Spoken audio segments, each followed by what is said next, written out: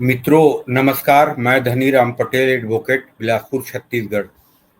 आज समसामयिक चर्चा में मैं 3 बिंदुओं पे चर्चा करने के लिए आया हूँ। पहला, भारत इंडिया विवाद। दूसरा, इंडिया मिडिल ईस्ट यूरोपियन जो कॉरिडोर बन रहा है उसके बारे में टर्की का विरोध। तीसरा, जो अनंतनाग कश्मीर में पाकिस्तान प्रायोजित आतंकवाद की जो घटना हुई है, जिसमें हमारे सेना के 3 अफसर, 2 अफसर और एक पुलिस के अधिकारी डीएसपी मारे गए हैं, उसके बारे में चर्चा करूंगा।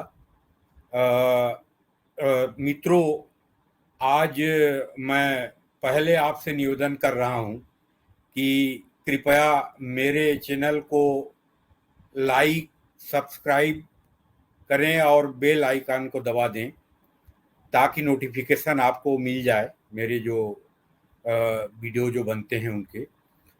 मित्रों, भारत और इंडिया के विवाद के बारे में अभी पिछले 5 दिन से आप सुन रहे हैं कि चाहे वो राहुल गांधी जी द्वारा पेरिस में इंडिया को समाप्त करने की बात कही गई हो, संविधान में संशोधन करने की बात कही हो, चाहे ममता बनर्जी द्वारा इंडिया को खत्म करने की बात कही गई हो।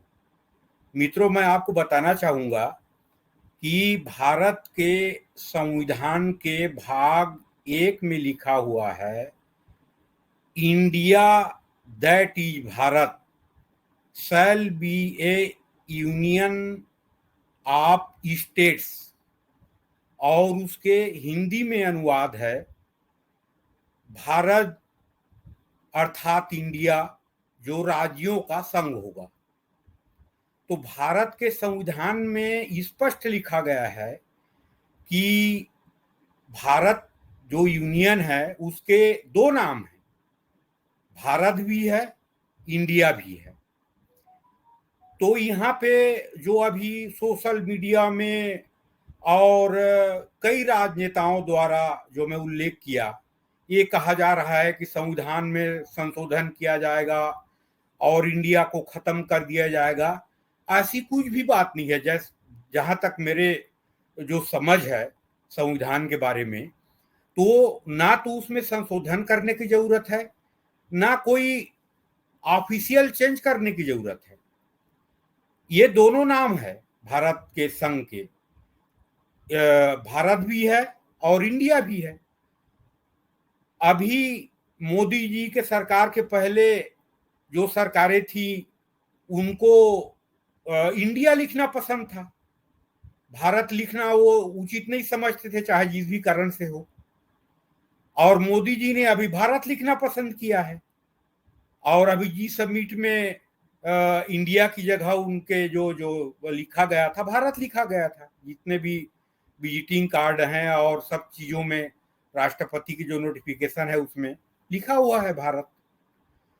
तो इसमें कोई संशोधन की जरूरत नहीं है, कोई परिवर्तन की जरूरत नहीं है। अब भारत सरकार ने भारत लिखना शुरू कर दिया है, तो अंततोगत्वा दुनिया के सभी राष्ट्र धीरे धीरे भारत लिखेंगे। इंडिया को ना समाप्त करने की जरूरत है संवैधानिक रूप से, ना वो समाप्त होगी। वो तो संविधान में लिखा है, India that is Bharat, Bharat अर्थात इंडिया, ये लिखा हुआ है पार्ट 1 में। तो इसमें विवाद खड़ा करना और कई तरह के रूमर फैलाने की कोई जरूरत नहीं है, जहां तक मैं समझता हूं। कई लोग तो अभी ये बोल रहे थे कि विशेष अधिवेशन में इंडिया को समाप्त कर दिया जाएगा और भारत ही रखा जाएगा। ऐसा मेरे ख्याल से ऐसे कोई जरूरत ही नहीं है।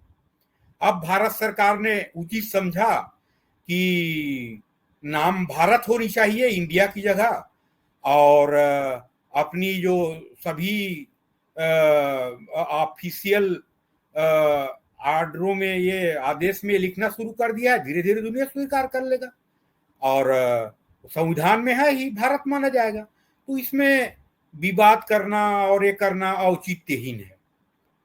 दूसरा बिंदु पे मैं आना चाहूंगा कि अभी टर्की ने IME कॉरिडोर जो ड्रीम प्रोजेक्ट है 8 राष्ट्रों की, अमेरिका, भारत, UAE और Saudi Arabia, Italy, Germany, France, America और यूरोपियन यूनियन। यूरोपियन यूनियन एक पार्ट है और बाकी 7 राष्ट्र हैं जिनके बीच समझौता हुआ है, MOU हुआ है।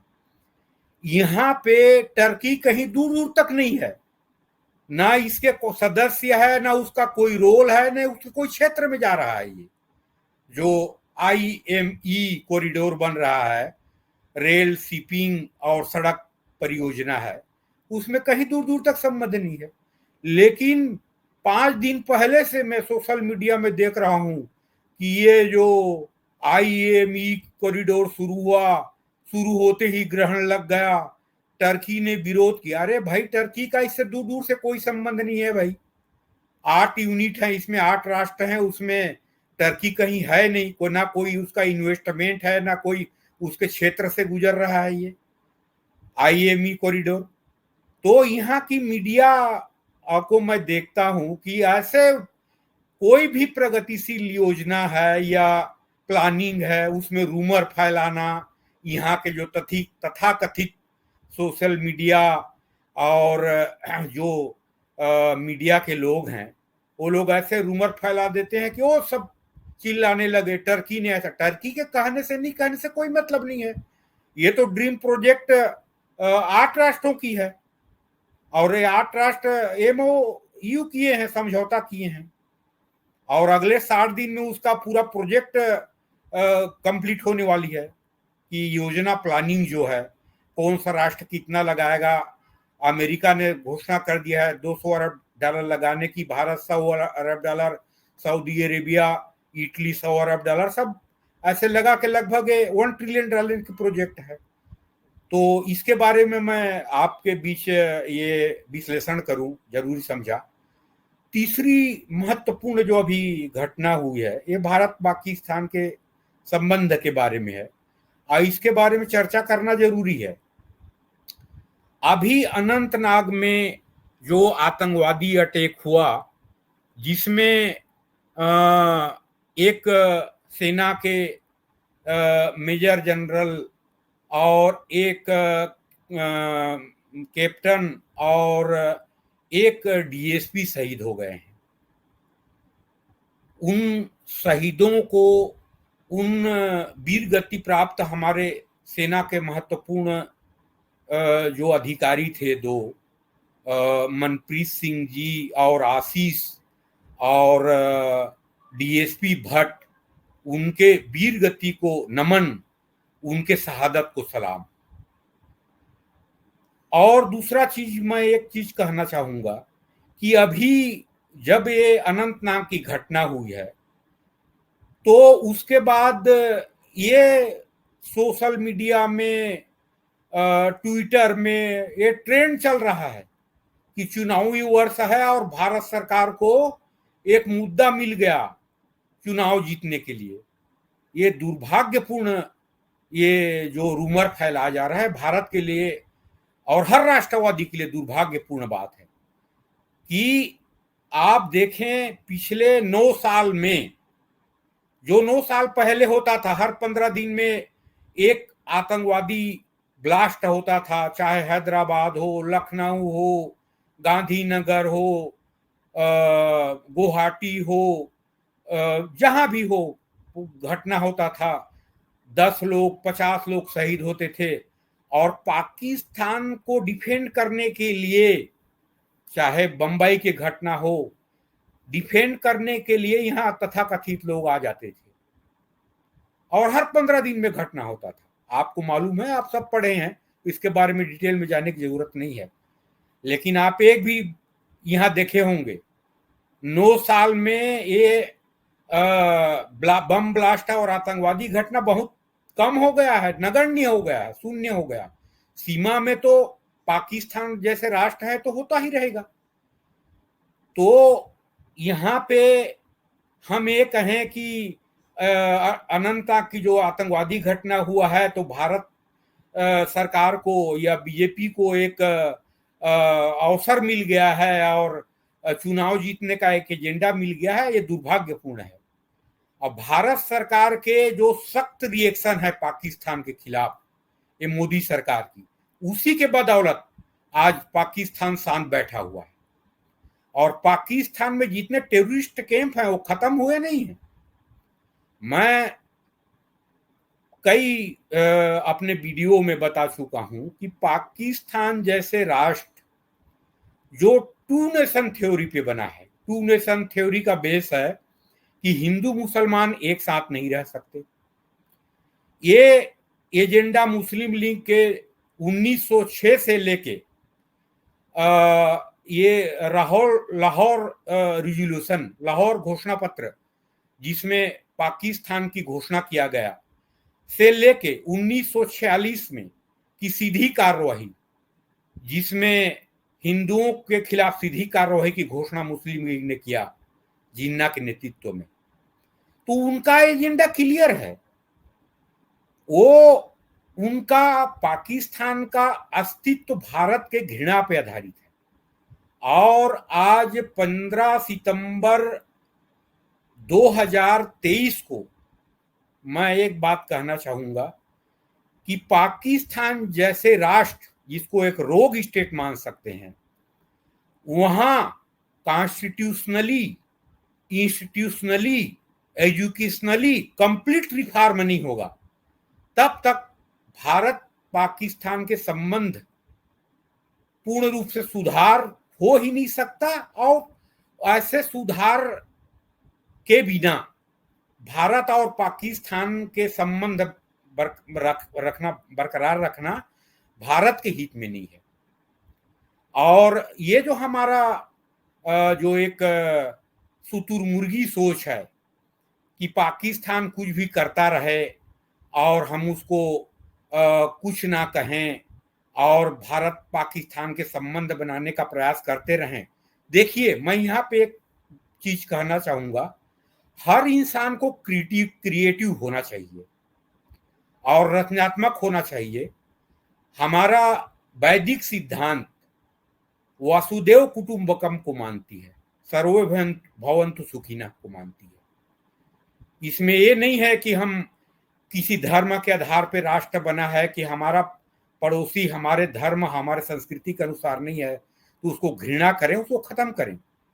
लेकिन कब तक पाकिस्तान जैसे जो राष्ट्र है उसको कब तक आंख बंद करके शुतुरमुर्ग बन के देखते रहे। मैं यहाँ पे मानता हूं कि जो पाकिस्तान के यूट्यूबर और सोशल मीडिया के जो लोग हैं वहाँ लाहौर और कराची के बारे में दिखाते हैं कि हम भारत से बात करना चाहते हैं, हम शांति चाहते हैं, उसमें सब लोग नहीं।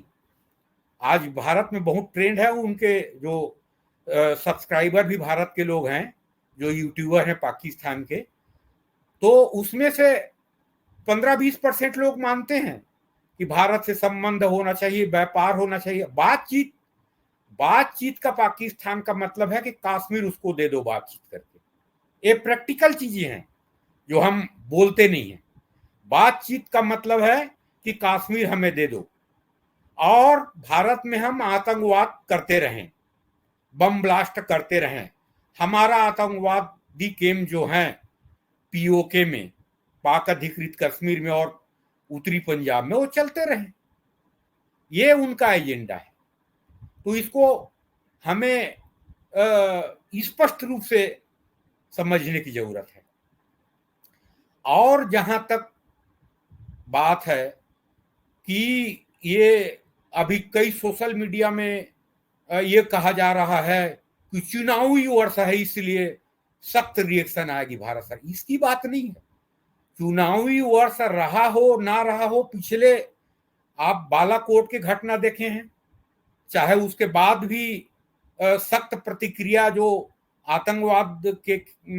आतंकवादी घटना जो सीमा पे किया गया है, तो भारत के सैनिकों के खिलाफ भारत के 3 सैनिक शहीद हुए हैं, तो पाकिस्तान के 5 सैनिकों को शहीद किया गया है, मारा गया है। शहीद शब्द उनके लिए उचित नहीं है।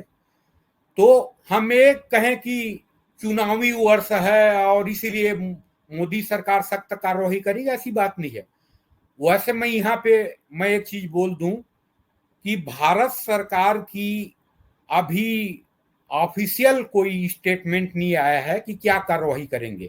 अगर इस्टेब्लिश हो जाती है कि अनंतनाग की जो आतंकवादी घटना हुई है, जिसमें हमारे 2 बड़े सैनिक अधिकारी और एक डीएसपी पुलिस अधिकारी मारे गए, जो शहीद हुए हैं, और पाकिस्तान प्रायोजित है, ये जांच चल रही है, तो ये जांच में स्टेब्लिश हो जाएगी तो भारत सरकार सख्त प्रतिक्रिया देगी और दुनिया देखेगा इसको।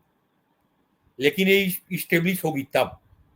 और जहां तक ये कहना है कि चुनावी वर्ष है तो एक मुद्दा मिल गया, दुर्भाग्यपूर्ण बात है।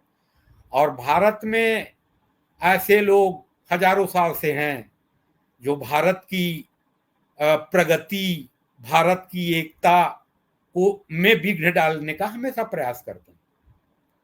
तो पाकिस्तान जैसे राष्ट्रों से क्या संबंध होनी चाहिए और क्या स्थिति होनी चाहिए, प्रैक्टिकल चीज है कि जब तक पाकिस्तान में कॉन्स्टिट्यूशनली कंप्लीट रिफॉर्म नहीं होता है, इंस्टीट्यूशनली माने संस्थागत वहां की जो सेना है, इदारे बोलते हैं, जो भारत के घृणा पे आधारित है, एजुकेशनली माने वहां के जितने शिक्षा के संस्थान हैं और जिसमें करिकुलम है, उनका सिलेबस है जो भारत के घृणा पे आधारित है, मुताला है पाकिस्तान जो पढ़ाया जाता है, जिसमें इतिहास को गलत रूप से पेश किया जाता है और हिंदुओं के प्रति घृणा और भारत के प्रति घृणा पढ़ाया जाता है, इसमें कंप्लीट रिफॉर्म नहीं होगा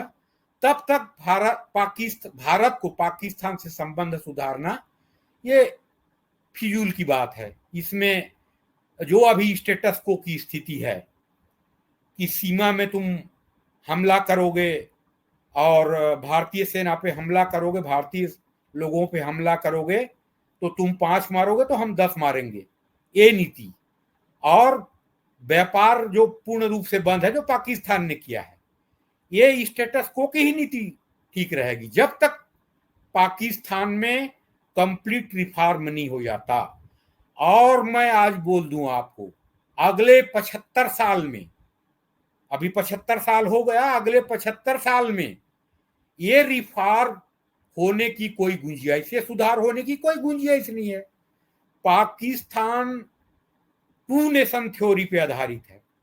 उनके जो फाउंडर, जो पाकिस्तान में जो उनके साहित्यों में, वहां के संविधान में माना गया है 3 लोगों को, सर सैयद अहमद खान और शायर इकबाल और जिन्ना, वो पाकिस्तान के 3 हैं उनके। तो इन तीनों का भारत के बारे में और हिंदुओं के बारे में स्पेशली उनका क्या कहना था, जिन्ना का क्या कहना था कि यहाँ 2 धर्मों की समस्या नहीं है, ये अंतर्राष्ट्रीय समस्या है।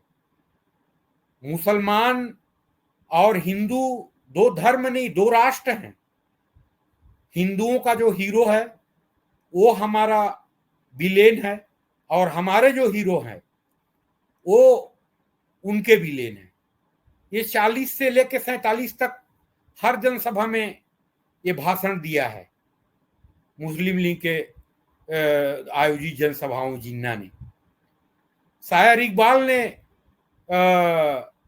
1930 के जो इलाहाबाद अधिवेशन है उसके बारे में आप पढ़ते होंगे, जानते होंगे क्या कहा है कि भारत एक राष्ट्र नहीं है, यहाँ 2 राष्ट्र रहते हैं, एक मुसलमानों के राष्ट्र, एक हिंदुओं के राष्ट्र। स्पष्ट रूप से कहा है कि भारत के पूर्वी भाग में और पश्चिमी भाग में जो मुस्लिम बहुल इलाके हैं वहाँ पाकिस्तान की निर्माण होगी और वो इस्लाम पे आधारित होगी, शरिया पे आधारित, तो स्पष्ट लिखा हुआ है।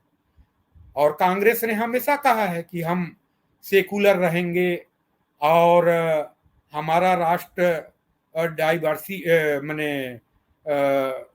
मने यहाँ की जो इंक्लूसिवनेस है वो बरकरार रहेगी, हमेशा कहा कांग्रेस ने। और मुस्लिम लीग ने कहा कि हम मने हिंदुओं के साथ कभी नहीं रह सकते। तो पाकिस्तान से संबंध सुधरने की संभावना जिसमें भारत की अहित ना हो, तो कंप्लीट पाकिस्तान में कॉन्स्टिट्यूशनली, एजुकेशनली, इंस्टीट्यूशनली रिफॉर्म नहीं होता है, तब तक कोई मतलब नहीं है, औचित्यहीन है। और ये अगले 75 साल में होने की संभावना नहीं है।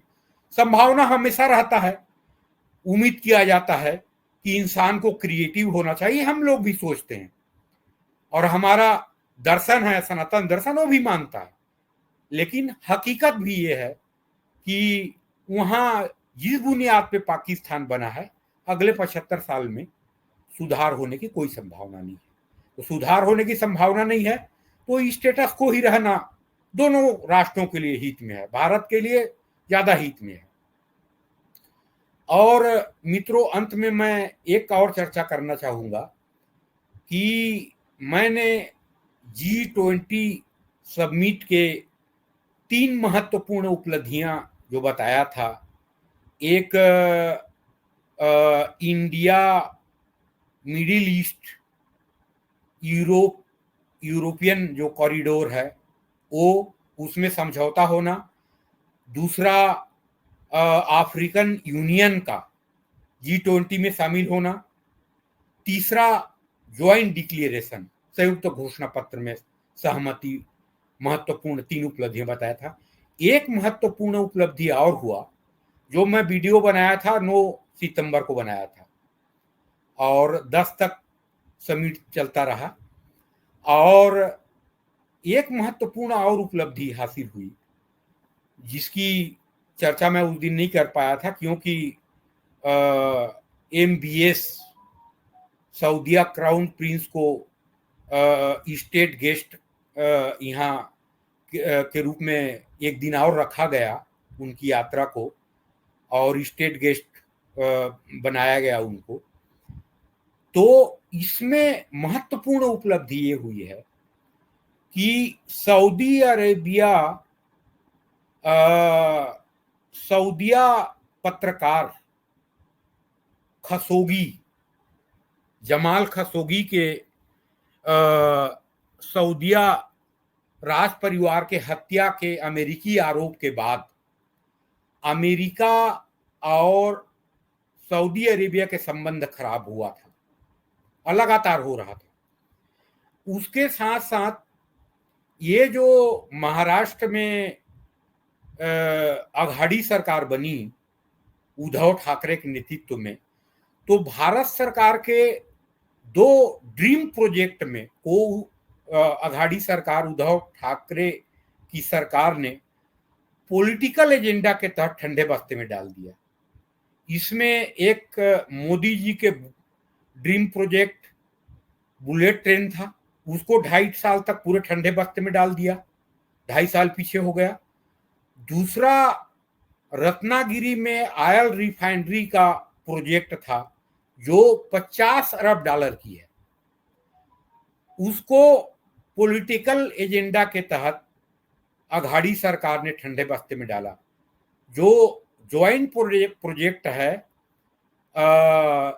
सऊदी अरेबिया, संयुक्त अरब अमीरात और भारत के, जो 50 अरब डॉलर के प्रोजेक्ट है, उसको 2.5 साल ठंडे बस्ते में डाल दिया, जिसके कारण जो आर्थिक संबंध है भारत और सऊदी अरेबिया के, वो थोड़े कमजोर हो गया था।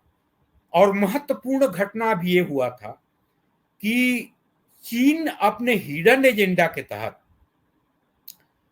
ईरान और सऊदी अरेबिया के बीच जो शांति समझौता करवाया था, उस शांति समझौते में जो पिछले 50 साल से सऊदी अरेबिया और ईरान के बीच बाइलेटरल रिलेशन नहीं था, दोनों राष्ट्रों के बीच राजनयिक संबंध नहीं था।